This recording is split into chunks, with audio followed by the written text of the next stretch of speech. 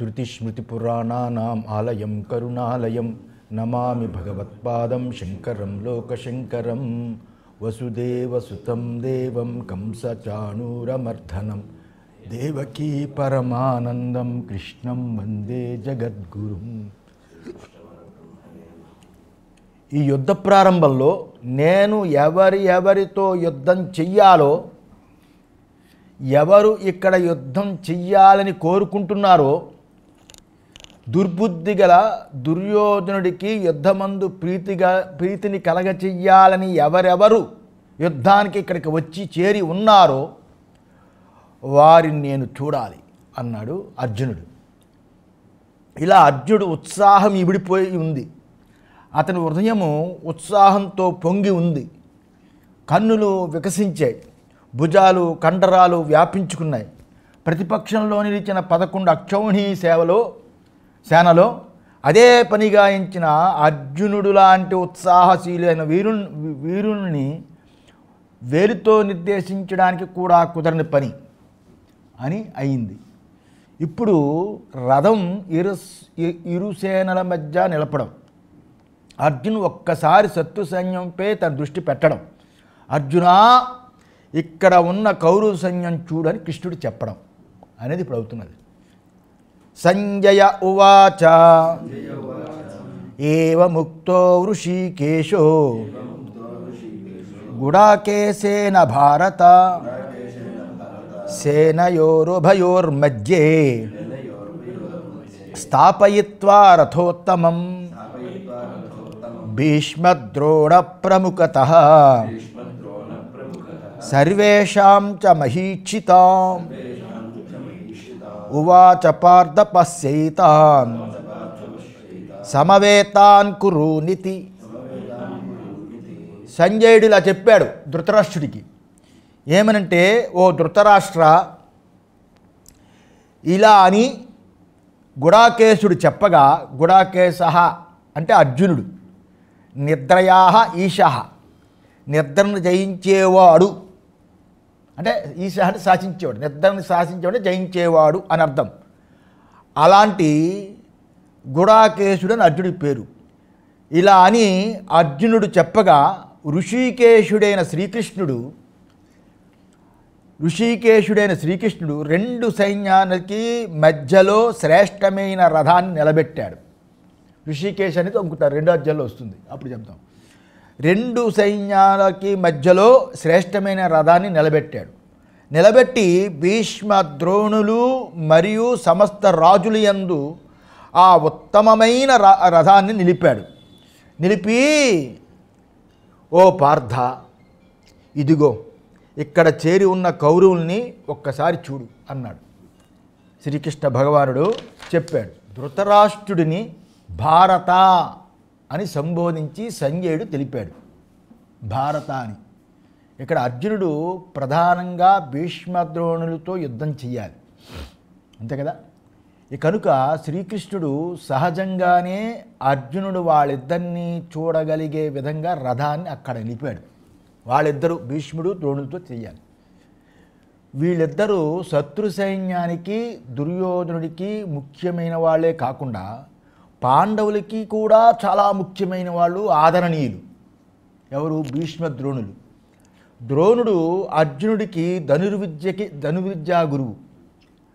కౌరవులకి పాండవులకి ధనుర్విద్య నేర్పినవాడు ద్రోణుడు. భీష్మ పితామహుడు వంశానికే పెద్ద, అందరికీ సమాన ఆదరణీయుడు అతను. కనుక ఈ యుద్ధంలో ఇరుపక్షాల వారికి వీళ్ళిద్దరూ ముఖ్యులే. ఇద్దరికీ అజేయులు అని కీర్తి కూడా ఉంది. కనుక శ్రీకృష్ణుడు 2 సేనల మధ్యలోకి రథాన్ని నిలిపి భీష్ముడు, ద్రోణుడు, ఇతర ప్రముఖ రాజుల ముందు అర్జునుడు వీళ్ళందరినీ చూడగలిగే విధంగా రథాన్ని నిలిపాడు. అర్జునుడు అందరినీ చూడగలిగాడు. శ్రీకృష్ణుడు గీతలో ఇక్కడ మొదటిసారిగా ఇక్కడ మాట్లాడాడు. ఈ శ్లోకము శ్రీ భగవానువాచ అని రావాలి కదండి. ఎక్కడ మాట్లాడినా శ్రీ భగవానువాచ అని వస్తుంది కదా. అలా ఇక్కడ ప్రారంభం కాకపోయినా శ్రీ భగవాన్ ఉవాచ అని ప్రారంభం కాకపోయినా శ్లోకంలో అంతంలో ఉన్న ఇతి అనే పదం ఉంది. ఆ ఇతి అనే పదము ఉదాహృత వాక్యాన్ని సూచిస్తుంది. ఓ అర్జున, దయచేసి ఇక్కడ సమావేశమైన ఆ కురువులను అంటే కౌరవులను చూడు అన్నాడు. శ్రీకృష్ణుడు చెప్పాడు. ఇప్పుడు అర్జునుడు యుద్ధం చేయడానికి వచ్చిన ఇరుపక్షాల వారిని స్పష్టంగా చూశాడు. ఇలా చూశాడు. అయితే ఇక్కడ అర్జునుడికి కనిపించింది ఏమిటి? అతని మనసులో కలిగిన సంచలనం ఏమిటి అనే విషయం నెక్స్ట్ శ్లోకం చెప్తుంది. తత్రా పశ్యత్ స్థితాన్ పార్థాః పితॄనత పితామహన్ మహాన్ ఆచార్యాన్ మాతులాన్ భ్రాతॄన్ పుత్రాన్ పౌత్రాన్ సఖీంస్తథా తత్రా పశ్యత్సితాన్ పార్థ పితॄనథ పితామహాన్ ఆచార్యాన్ మాతులాన్ భ్రాతॄన్ పుత్రాన్ పౌత్రాన్ సఖీంస్తథా స్వసురాన్ సుహృదశ్చైవ సేనయోరుభయోరపి. అది 26వ శ్లోకం ఇక్కడికి పూర్తి. టిప్పణి ఇచ్చారు. ఇక్కడ ఒక అర్ధ శ్లోకాన్ని అదనంగా చేర్చుకుని లెక్క చేశాం. ముందుకి 32వ శ్లోకం వస్తుంది. ఆ 32వ శ్లోకంలో అర్ధాన్నే ఒకటిని లెక్క చేయడం అయింది అక్కడ. దీనితో వాక్యానికి అనుసారంగా అర్థం చేసుకోవడానికి అనుకూలమవుతుందని మార్చాం. అప్పుడు అర్జునుడు అక్కడ నిలిచి ఉన్న తండ్రుల్ని అంటే చిన్నాన్న పెద్దనాన్న వీళ్ళని తాతలని ఆచార్యుల్ని మామలని సోదరుల్ని పుత్రుల్ని మరియు మిత్రుల్ని చూశాడు. చూసి మామలని తమపై ప్రీతి కలిగి ఉన్న ఇతరుని వారిని కూడా చూశాడు. అతని మీద ప్రీతి గల వాళ్ళని కూడా చూశాడు. చూసి వీళ్ళందరూ రక్తపు బంధువులు అన్నారు కదా, ఈ రక్త బంధువులే కాకుండా ఇతరులు కూడా ఉన్నారు. అది చూశాడు. తాన్ సమీక్షస కౌంతేయ సర్వాన్ బంధూన్ అవస్థితాన్ కృపయా పరయా విష్టో విషీదన్నిదమబ్రవీ. ఆ కుంతీపుత్రుడైన అర్జునుడు, కౌంతేయ అంటే అంతే కదా, కుంతీపుత్రుడైన అర్జునుడు అక్కడ ఉన్న ఆ బంధువులందరినీ చక్కగా చూశాడు. చూసి చాలా కనికరంతో నిండిపోయింది హృదయం. అలా నిండి విషాదము చేత ఈ మాటను పలికాడు. ఎవరు? అర్జునుడు. అర్జునుడికి అక్కడ కనిపించింది ఏంటి? అతని మనసులో కలిగిన సంచలనం ఏమిటి? ఆచార్యులు, మామగారు, అన్నదమ్ములు, కుమారులు, మనుమలు, మిత్రులు, శివ వీళ్ళతోనా నా యుద్ధం, వీళ్ళతోనా నేను యుద్ధం చెయ్యాలా అనే కృపాపూరితమైన ఆలోచన అతని మనసులో ఆవేశించింది. అతనికి విషాదం కలిగింది. అతని మనసు ఉత్సాహంతో పొంగి పొరడడానికి బదులు శోకం చేత కృంగిపోయింది మనస్సు. ఎదుట ఉన్నది పులి అని భావించి వింటిని బాణం ఎక్కిపెట్టేలోపు అది ఆవు అని తెలిస్తే తాను చేసిన ప్రయత్నాన్ని పశ్చాత్తాపం కలుగుతుంది కదా, ఆపుకుంటాడు కదా. ఇలా అయిపోయింది అర్జునుడి యొక్క పరిస్థితి. అర్జునుడికి కలిగిన ఈ సమస్య గీత యొక్క ఆవిర్భావానికి నాంది అయ్యింది. ఈ సమస్య గీత పుట్టడానికి ఇదే నాంది. వీళ్ళంతా స్వజనులు అనేది మనస్సుకు తోచగానే కృపాదృష్టితో తనకు తోచిన భావాల్ని శ్రీకృష్ణుడికి ఇలా నివేదిస్తున్నాడు. ఇక్కడ కృప అంటే ప్రక్కకు తోసివేయడానికి పిలువబడే దయ. కృప అంటే పక్కకు అలా తోసివేయడానికి దయ, అంతే కదా. శ్రీకృష్ణుడికి నివేదిస్తున్నాడు. అర్జునుడి విషాదాన్ని తెలపడం. అర్జునవాచ దృష్ట్వేమం స్వజనం కృష్ణ యుత్సం సముపస్థితం సీదంతి మమ గాత్రాణి ముఖం చ పరిశుష్యతి దృష్ట్వేమం స్వజనం కృష్ణ యుయుత్సం సముపస్థితం సీదంతి మమ గాత్రాణి ముఖం చ పరిశుష్యతి. ఇది చదువుతుంటే కృష్ణ అంటే మన కిందన్న ఋషికేశ్లో మనం ప్రతిష్ఠ చేసిన కృష్ణుడు కనిపిస్తున్నాడు. ఆ నవ్వు ఇలాగ ఉండి ఆయన కనిపిస్తున్నాడు. అంత అద్భుతమైన విగ్రహం అది. ఓ కృష్ణ, యుద్ధము చెయ్యగోరి యుద్ధరంగంలో సన్నద్ధమై ఉన్న ఈ నా బంధువుల్ని చూసి నా అవయవాలు శక్తిని కోల్పోతున్నాయి, నోరు ఎండిపోతున్నది అన్నాడు. ముఖం చ పరిశుష్యతి. పరిశుష్యతి అంటే శుష్యతి, ముఖం అంటే నోరు ఎండిపోతున్నది. దృష్ట్వేమాన్ స్వజనాన్ కృష్ణ యూత్సూన్ సముపస్థితానని మైసూరు ఓరియంటల్ లైబ్రరీ యందు ముద్రితంగా ఉన్న గీతాభాష్యం.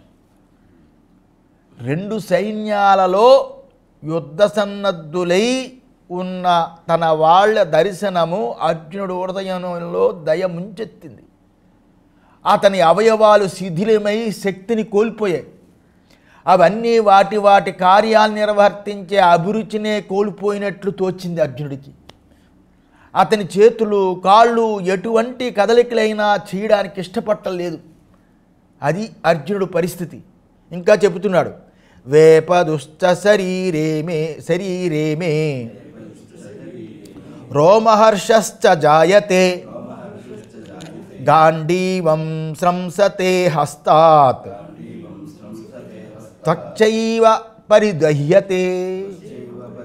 వేపదుశ్చ శరీరే మే రోమహర్షశ్చ జాయతే గాంధీవం స్రంసతే హస్తాత్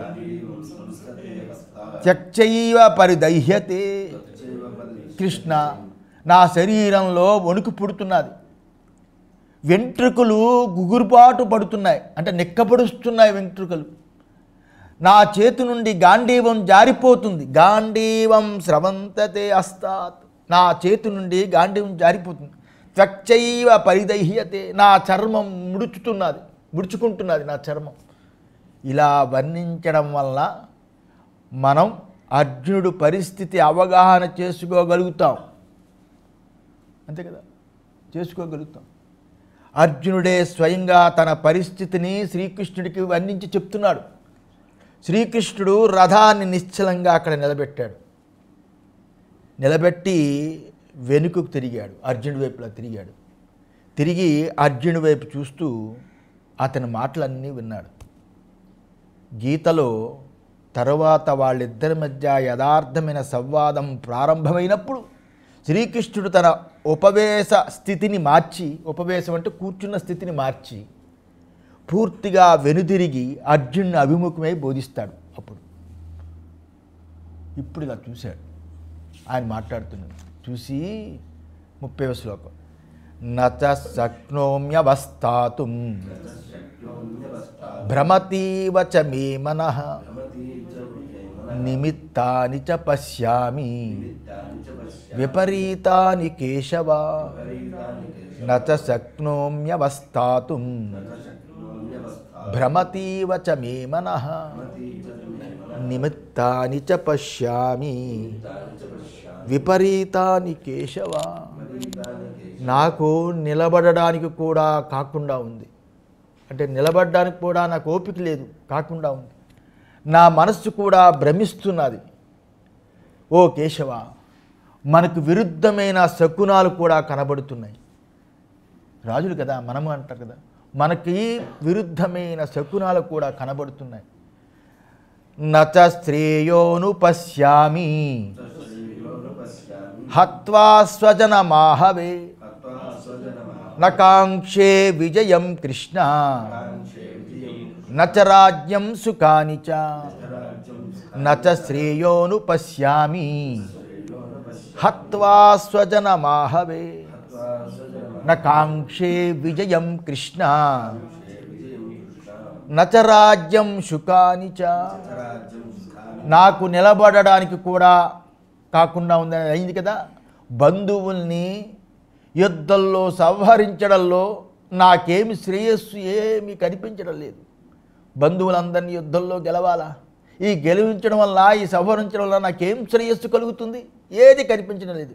ఓ కృష్ణ, నాకు విజయం వద్దు. నా కాంక్షే విజయం కృష్ణ. కృష్ణ, నాకు విజయం వద్దు.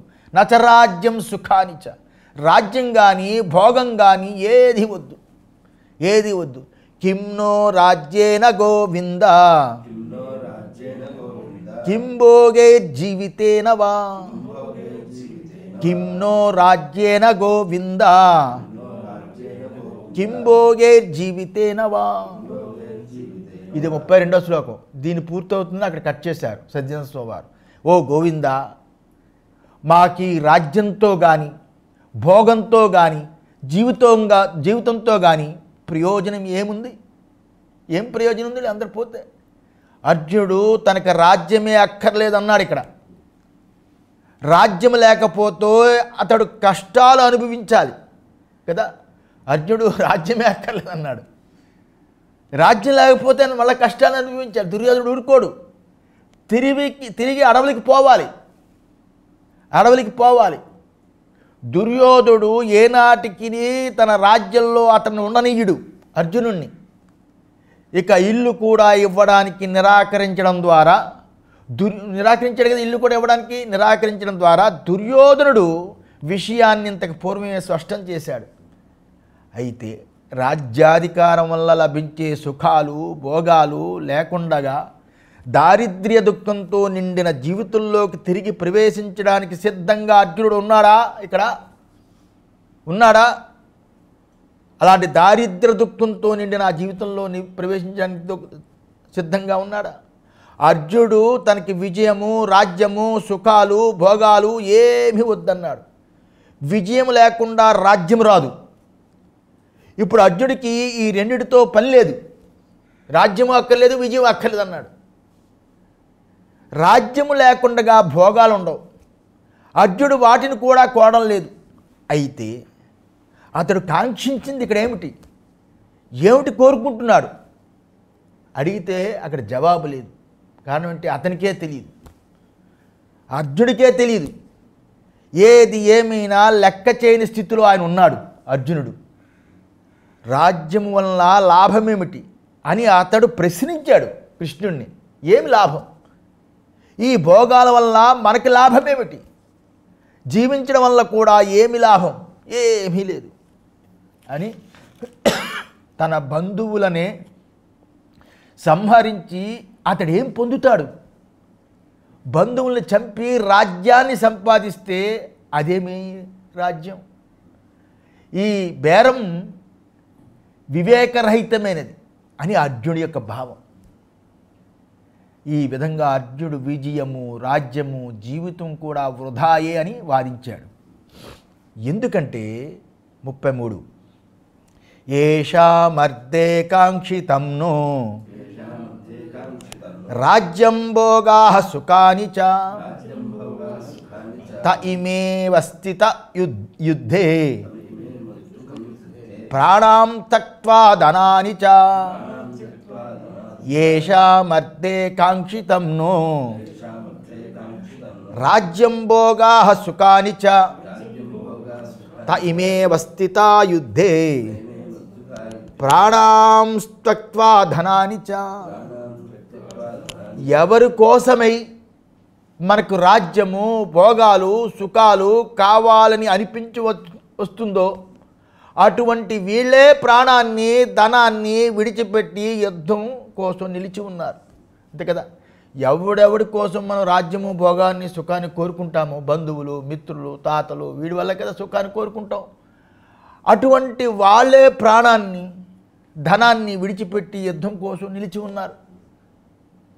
రాజ్యాన్ని, రాజసుఖాన్ని ఎవరి కోసమైతే కాంక్షించారో ఆ వ్యక్తులే ఇప్పుడు యుద్ధంలో మరణించడానికి సన్నద్ధమై ఉన్నారు అని అర్థం.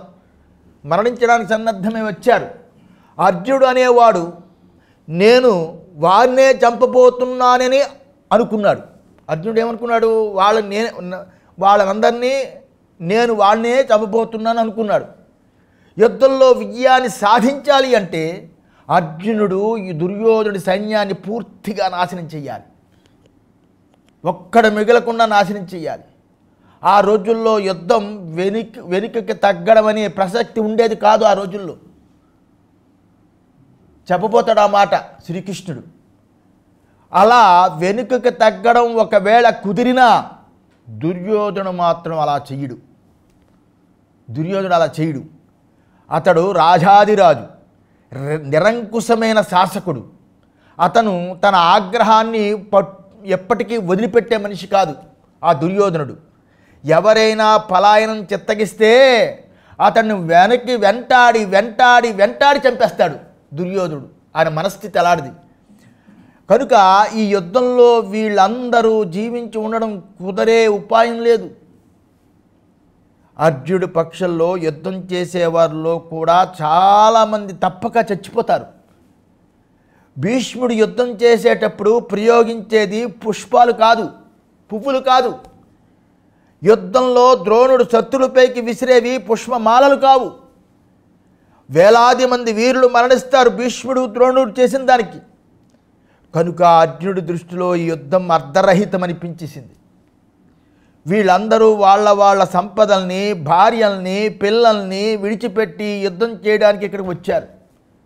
అర్జునుడికి ఈ మొత్తం వ్యవహారంలో వివేకమేమీ కనిపించలేదు. అంటే ఏది మంచి ఏది చెడు అనే వివేకం కనిపించలేదు. ఆచార్యా పితరః పుత్రా తదైవ చ పితామహః మాతులా శ్వశురా పౌత్రా శాలా సంబంధినస్తదా. ఆచార్యా పితరః పుత్రా తదైవ చ పితామహః మాతులా శ్వశురా పౌత్రా శాలా సంబంధినస్తదా. ఆచార్యులు, తండ్రులు అంటే పెద్దనాన్న, చిన్నాన్న, వీళ్ళు కుమారులు, భీష్ముడు మొదలైన పితామహులు, భీష్ముడు పితామహులు, మేనమామలు, మామలు, మునుమనవలు, బావుమరుదులు, ఇతర బంధువులు, మిత్రులు మొదలైన వాళ్ళు ఎటు చూసిన అర్జునుడికి పరిచిత్తులైన వ్యక్తులే కనబడ్డారు. అంటే పరిచయాలున్న వ్యక్తులే కనిపించారు. అర్జునుడి యొక్క ఆచార్యులు, తాత ముత్తాతలు, కుమారులు, మామలు, మేనమామలు, జ్ఞాతులు, మిత్రులు, ఇలా ఒకరేంటి చాలామంది వీళ్ళందరూ కనిపించారు. వీళ్ళందరి కోసము అతడు రాజ్యాన్ని కాంక్షించలేడు. ముందు తెలియక కాంక్షించాడు, వీళ్ళందరి కోసమే కాంక్షించాడు. ఇప్పుడు కాంక్షించగలడా? వీళ్ళందరి కోసమే రాజ్యాన్ని కాంక్షించాడు. వీళ్ళు చచ్చిపోయారనుకో ఆ రాజ్యం అతనికి ఏం ప్రయోజనం అనుకున్నాడు. ఏతాన్నహంతుమిచ్చామి ఘ్నతోపి మధుసూదన అపి త్రైలోక్య రాజ్యస్య హతోః కిం ను మహీకృతే. ఏతాన్నహంతుమిచ్చామి ఘ్నతోపి మధుసూదన అపి త్రైలోక్య రాజ్యస్య హతో కిం ను మహీకృతే. వీళ్ళు నన్ను చంపని ఏతాన్నహంతుమిచ్చామి ఘ్నతోపి మధుసూదన, వీళ్ళందరూ నన్ను చంపని, వీరిని 3 లోకాలు రాజ్యాధికారానికైనా నేను చంపడానికి ఇష్టపడతాను. అంటే నన్ను చంపడానికి ఇష్టపడతాను. ఇక ఈ భూమి కోసం నేను చంపలేను ఇలా చెప్పడానికి నా దగ్గర ఇంకేమున్నది, నేనైతే చంపలేను అన్నాడు కృష్ణ. స్వజనులపై బాణం వేయడానికి నాకు చేతులు ఆడటం లేదు, దీనివల్ల శ్రేయస్సు చేకూరుతుందా? వీరు లేని రాజ్యంలో నాకేం పని?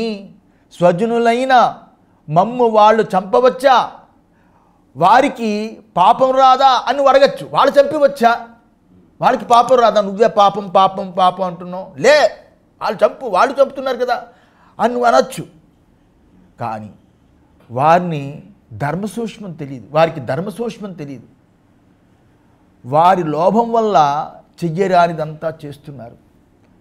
అలా అని మనం కూడా వాళ్ళ వలె అధర్మం చెయ్యాలా?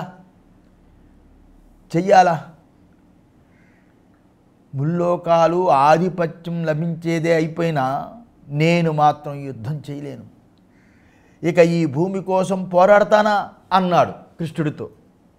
అర్జునుడికి విజయం యందు కానీ రాజ్యాధికారం యందు కానీ ఎటువంటి ఆధారం లేదని గమనించాం. ఇక్కడ రాజ్యం లేకపోతే అనుభవించవలసిన కష్టాలను కూడా ఇతడు లెక్క చేయడం లేదు ఆయన ఉద్దేశం. అతడు ఎవరిని ప్రేమిస్తున్నాడో వాళ్ళందరినీ సంహరించాక, ఎవడెవడైతే ప్రేమిస్తున్నాడో వాళ్ళందరినీ సంహరించాక అతని ఎలాంటి ఆనందం కలుగుతుంది అతనికి? ఇది అతని వాదన. కనుక అతని దృష్టిలో యుద్ధం వల్ల కలిగే ఎటువంటి దృష్టఫలము ఏమీ లేదు. అర్జునుడికి యుద్ధం వల్ల కలిగే అదృష్ట ఫలం కూడా ఏమీ కనబడడం లేదు. పాండవులు న్యాయాన్ని ధర్మాన్ని రక్షించవలసిన వాళ్ళు. న్యాయాన్ని వ్యవస్థని రక్షించడానికి చేసే ధర్మయుద్ధంలో వాళ్ళు సహజంగానే దుర్యోధనుడు తన పాపాలకి తగిన మూల్యం చెల్లించిన దాన్ని చూస్తాం. ధర్మశాస్త్రానుసారము ధర్మాన్ని రక్షించాల్సిన వ్యక్తి తన కర్తవ్యాన్ని వదిలిపెడితే అతడు తప్పక పాపాన్ని పొందుతాడు కదా. అనుచితమైన కర్మ ఏదైనా పాపాన్నే ఇస్తుంది. ఉచితమైన కర్మ కాదు, అది అనుచితమైన కర్మ పాపాన్నే ఇస్తుంది. తన వాళ్ళని చంపడం వల్ల తనకి పాపమే వస్తుందని అర్జునుడు అనుకున్నాడు. దీనివల్ల మంచి ఏమీ కూడా జరగదు అని అతని వాదన చేత దృష్టఫలం ఆధారంగా నిలిచింది. ఇప్పుడు అదృష్టఫలం ఆధారంగా తిరస్కరించడం ప్రారంభిస్తున్నాడు. ఇవి అర్థమైతే ఈ శ్లోకాలు ఇంత అద్భుతంగా ఎందుకు చెప్తున్నా అంటే, ఇది అంత గట్టిగా మీ మనసులోకి వెళితే అశోచ్యానన్మశోచస్వం అనేది బీజం భగవద్గీతకి. అంత అద్భుతమైన శ్లోకం, మహామంత్రం అది. ఎన్నిసార్లు ఆ భాషను చదివి మననం చేస్తే, ధ్యానం చేస్తే చాలు. ఇదంతా అంతలాగా ఎక్కితే దాని యొక్క భావం అర్థమవుతుంది. శ్రీకృష్ణుడు మొదటిసారి మాట్లాడింది, అందువల్ల అంతలా చెప్తున్నాను. నిహత్యదార్థ రాష్ట్రాన్న కా ప్రీతి స్యాజ్జనార్దన పాపమేవాశ్రయేదస్మాన్ హత్యైతానాతతాయినః నిహత్యదార్థ రాష్ట్రాన్న కా ప్రీతి స్యాజ్జనార్దన పాపమేవాశ్రయేదస్మాన్ హత్యైతానతతాయనః. ఓ కృష్ణ, ధృతరాష్ట్ర పుత్రుల్ని చంపితే, అంటే కౌరవుల్ని, ధృతరాష్ట్ర పుత్రుల్ని చంపితే మాకేం ఆనందం వస్తుంది? ఆతతాయుల్ని చంపితే మాకు పాపమే ప్రాప్తిస్తుంది అన్నాడు. ఆతతాయులు అంటే గృహానికి నిప్పు పెట్టినవాడు, దాని మీద తర్వాత వర్ణిస్తాను. విషాన్ని పెట్టినవాడు, శస్త్రాన్ని ఎత్తి కొట్టడానికి వచ్చినవాడు, ధనాన్ని లూటీ చేసేసినవాడు, తన భూమిని భార్యని అపహరించినవాడు, వీళ్ళందరూ ఆతతాయులు. మనుస్మృతి 8:350. కౌరవులు ఆతతాయులైనా వాళ్ళని మనం చంపరాదని అర్జునుడి యొక్క అభిప్రాయం. ఇన్ని పాపాలు చేసిన నేను చంపకూడదు అని అభిప్రాయం. ఈ శ్లోకంలో అర్జునుడు శ్రీకృష్ణుడిని జనార్దన అన్నాడు. అంటే ఏంటి? పాపాలని చేసేవాడిని రక్షించేవాడు అని పేరుతో చెప్పాడు అక్కడ. వాడు పాపాలు చేసేటది నేను చెప్పలేను అంటే జనార్దన. పాపాలని చేసేవాడిని రక్షించేవాడు శిక్షించేవాడు అని అర్థం. పూర్వశ్లోకంలో అర్జునుడు శ్రీకృష్ణుడిని మధుసూదనాన్ని సంబోధించాడు. అంటే ఏంటి? మధు అనే రాక్షసుని సంహరించిన వాడు అని అర్థం. శ్రీకృష్ణుడు అతని సన్నిధిలో ఎటువంటి దోషాలు జరగనీయడు అని ఈ రెండు నామధేయాలు సూచిస్తున్నాయి. మనము ఇంతకుముందు చూసిన విధంగా కర్మ ఏదైనా రెండు రకాల ఫలాన్ని ఇస్తుంది, దృష్ట ఫలము అదృష్ట ఫలము అని. పుణ్యకార్యాన్ని చేశామనుకో, పుణ్యకార్యం చేసినప్పుడు నీకు లభించే సంతృప్తియే దృష్టఫలం. పుణ్యకార్యాలు చేస్తే ఒక సంతృప్తి వస్తుంది. గంగాస్నానం చేశానుకోండి, ఏదో ఒక ఆనందం, ఒక పావు గంట, అరగంట, గంట మన పుణ్యాన్ని బట్టి, అలా ఒక సంతృప్తి దృష్టఫలం. తరువాత కాలంలో నీకు సుఖమైన పరిస్థితులను సృష్టించి ఏ పుణ్యం నీకు లభిస్తుందో అది అదృష్టఫలం కదా. ఉదాహరణకి నీకు ఒక వ్యక్తి యొక్క ప్రాణాన్ని రక్షించామనుకో, ఒక వ్యక్తి యొక్క ప్రాణాన్ని రక్షించామనుకో, ఆ వ్యక్తిని యందు చూపే కృతజ్ఞత, ఒక సత్కార్యాన్ని చేశాననే తృప్తి, ఇవి దృష్టఫలాలు. అదే కర్మ వలన నీకు పుణ్యరూపమైన అదృష్టము కూడా జమ అవుతుంది కదా. దానికి విరుద్ధంగా ఇతరుల్ని చంపడం, ఇతరులను హింసించడం ఇత్యాది అధర్మ కార్యాలు వర్తమానంలో దృష్టఫల రూపకంగా కష్టాలకు గురి చేస్తుంది. చచ్చిన తర్వాత అనుభవించాడు, బ్రతికుండానికిగానే అవి కష్టాలకు గురి చేసి అదృష్టఫలమైన పాపము భవిష్యత్తులో కూడా కష్టాలను ఇస్తుంది. కనుక ఈ శ్లోకంలో అర్జునుడు వీళ్ళందరినీ చంపితే మనకి తప్పకుండా పాపం చుట్టుకుంటుంది అంటాడు. అందుకని అర్థమైందా అంటాడు. ధృతరాష్ట్రుని పుత్రులు ఆతతాయిలే అంటే ఏంటి? మనుస్మృతి ఏం చెప్పింది? అగ్నిదో గరదశ్చైవ శస్త్రపాణిర్ధనాపహృత్ క్షేత్రదారహరశ్చైవ షడైతే హ్యాతతాయిన షడైతే హి ఆతతాయిన అని అర్థం.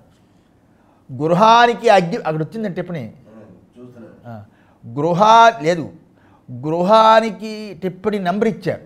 గృహానికి అగ్గి పెట్టేవాడు, విషాన్ని పెట్టేవాడు, శస్త్రాల్ని ఎత్తి కొట్టడానికి వచ్చినవాడు, కత్తిలు పట్టుకోవడానికి వచ్చినవాడు, ధనాన్ని లూటీ చేసినవాడు, తన భూమిని ఇతరుల భార్యని అపహరించేవాడు, వీళ్ళు ఆతతాయిలు. మనుస్మృతి 8:350. నిప్పు పెట్టినవాడు ఎవడు? అగ్నిదుడు. నిప్పు పెట్టేవాడు అగ్నిదుడు. పాండవులు రాత్రి యందు నిద్రించి ఉన్న లక్క ఇంటికి నిప్పు పెట్టించాడు కదా, దుర్యోధనుడు పెట్టించాడు కదా. అలా విషమిచ్చినవాడు గదదుడు. దుర్యోధనుడు భీముడికి బాల్యంలో విషాన్ని ఇచ్చాడు. భీముడికి ఇన్ని పాపాలు చేశాడు దుర్యోధనుడు.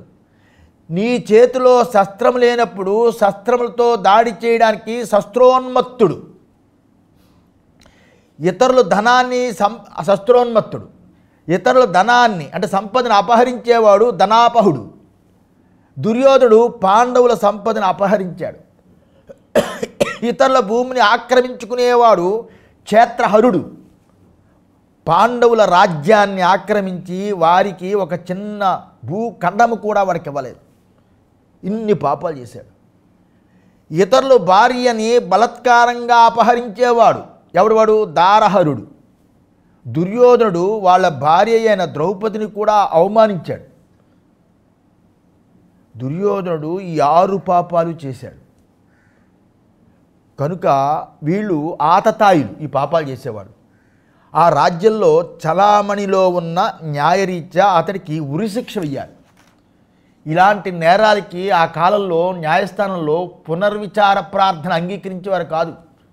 కనుక ధర్మశాస్త్ర ప్రకారంగా దుర్యోధనుడు శిక్షార్హుడే. వ్యవహారిక ప్రపంచంలో ధర్మశాస్త్రానికి విరుద్ధంగా ప్రవర్తించేవాడు పాపాన్ని పొందుతాడు. వాళ్ళు తప్పకుండా శిక్షార్హులే అవుతారు. ఇదంతా తెలిసినా కూడా అర్జునుడు ఈ పాపాత్ముని చంపడం వల్ల పుణ్యం వస్తుందని తలవలేదు. ఇదంతా తెలిసినా అని రాజు కదా, పుణ్యం వస్తుంది తలవలేదు. పాపమే వస్తుందనే దృఢ విశ్వాసం ఉంది. దీని కారణాలని తర్వాత శ్రీకృష్ణుడికి వివరిస్తాడు. వస్తుంది, చాలా అద్భుతంగా చెప్తాడు. నో కామెంట్ అని పెట్టుకోవాలి, అలా చెప్తాడు. అర్జునుడు ఆత్మబంధువుల్ని చంపడం ద్వారా తాను సమాజంలో గొప్ప అస్తవ్యస్త పరిస్థితులను సృష్టించేవాడిని అవుతానని భావించాడు. అంతే కదా, ఆత్మబంధువులు అందరూ చంపితే అస్తవ్యస్తం అయిపోతుంది కదా జగత్తు. అందులో పాండవులే అస్తవ్యస్త పరిస్థితికి మూల కారణం అవుతారు కాబట్టి ధర్మశాస్త్రం వారిని క్షమించదు అని అర్జునుడి భావన. ఈ వీరులందరిపై అతనికి గల ప్రేమ అతని మనసులో భ్రాంతిని సృష్టించేసింది. మళ్ళా ఈ విధంగా చెప్తున్నాడు, ఏమని? తస్మాన్నారహ వయం హంతుం ధార్తరాష్ట్రాన్ స్వబాంధవాన్ స్వజనం హి కథం హత్వా సుఖినశ్యామ మాధవ తస్మాన్నారహ వయం హంతుం ధార్తరాష్ట్రాన్ స్వబాంధవాన్ స్వజనం హి కథం హత్వా సుఖినశ్యామ మాధవ. మనుస్మృతి అనేది భగవద్గీత. భగవద్గీత అంటే మనుస్మృతి. వాస్తవం చిన్నప్పుడు మనుస్మృతి కూడా పాఠం చెప్పాను, కల్లూక భట్టాచార్య వ్యాఖ్యానం. మనుస్మృతి చదవని వాడు బ్రాహ్మడే కాదు, అంత అద్భుతమైంది. చెప్తున్నాడు 37 శ్లోకం. అందువలన మా బంధువులైన ధృతరాష్ట్ర పుత్రుల్ని నేను చంపరాదు. ఓ మాధవ, బంధువర్గాన్ని చంపి మేము ఎలా సుఖించగలం? మేము అంటే రాజులు కదా, మేము ఎలా సుఖించగలం?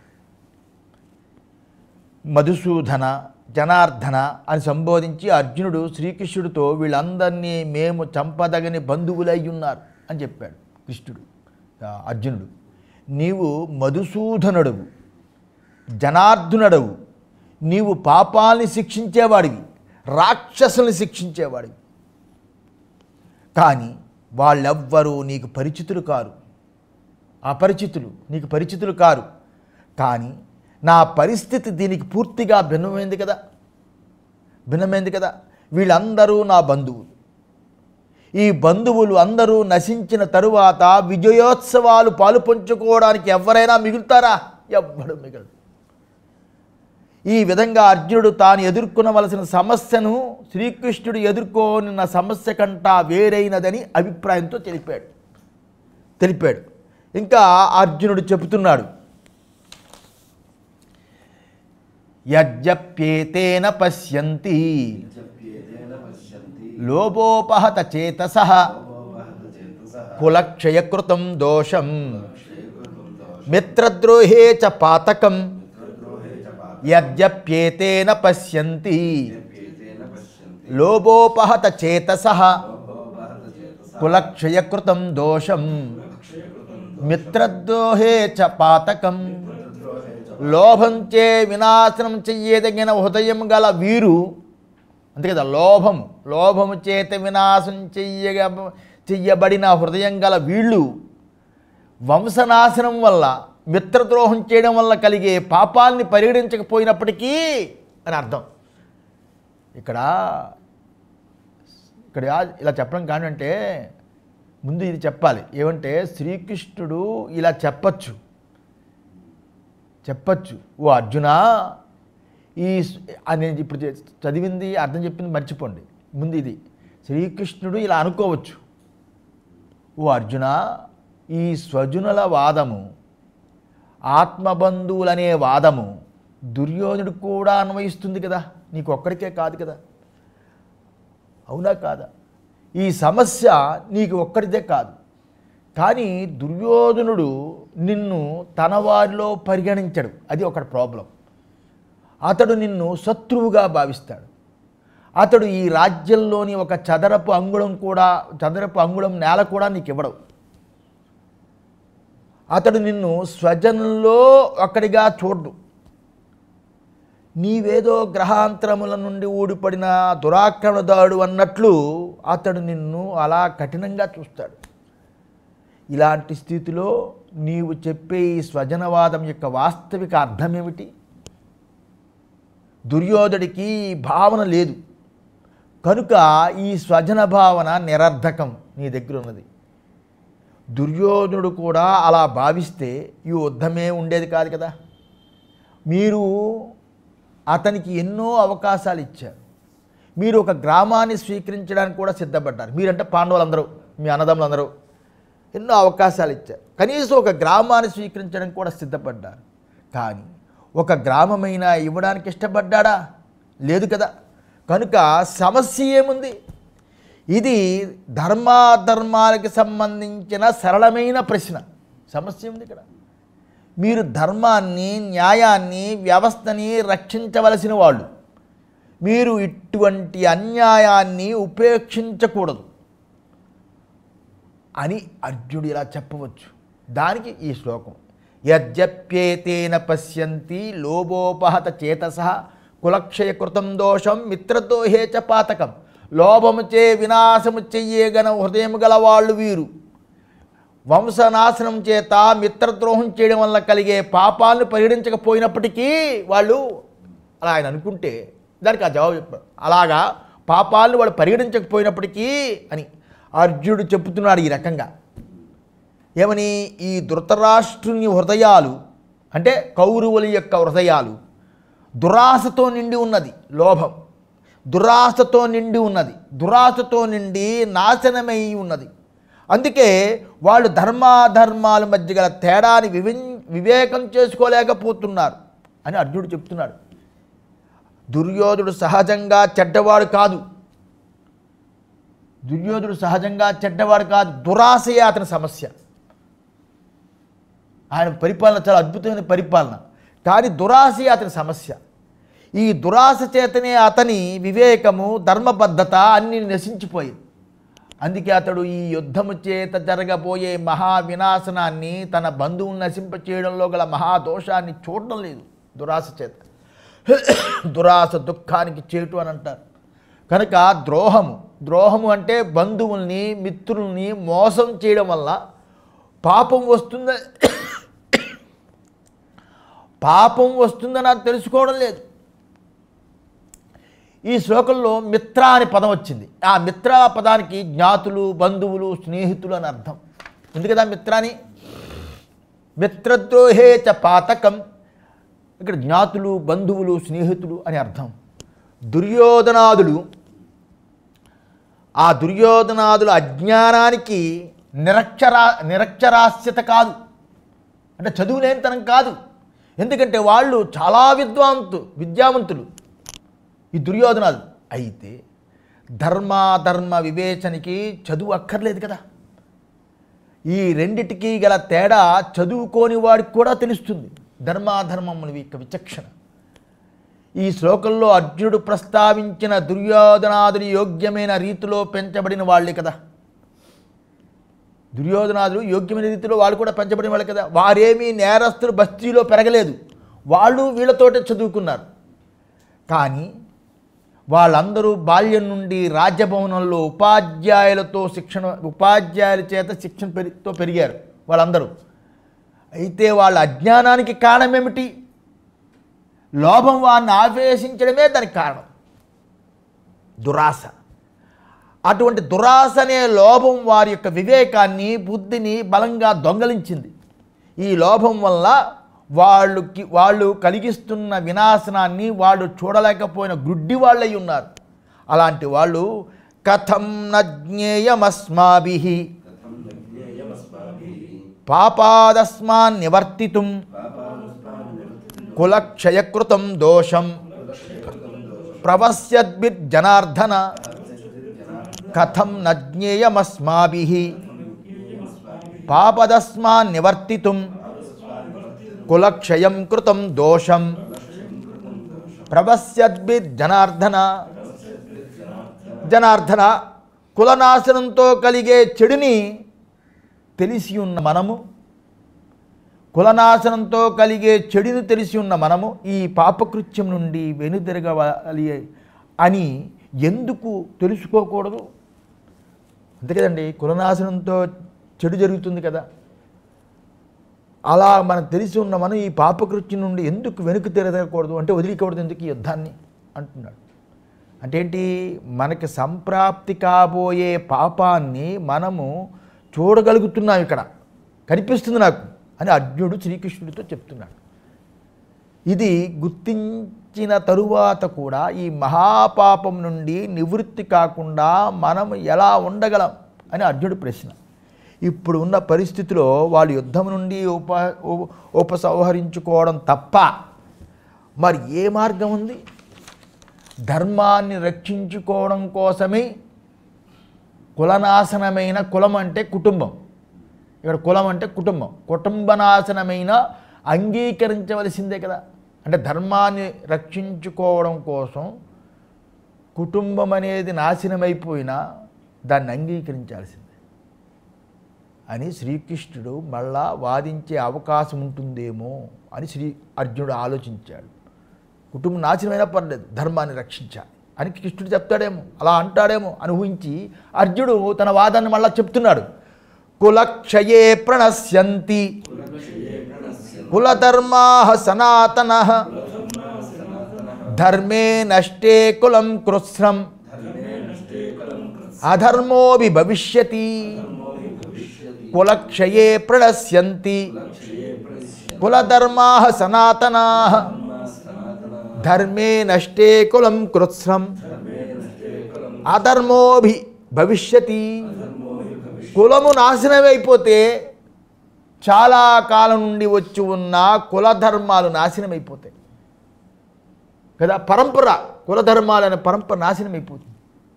ధర్మం లేకపోతే కులం అంతటిని అధర్మం ఆవరిస్తుంది, అధర్మము ఆవరిస్తుంది. సహనా భవతు సహనో భునక్తు సహ వీర్యం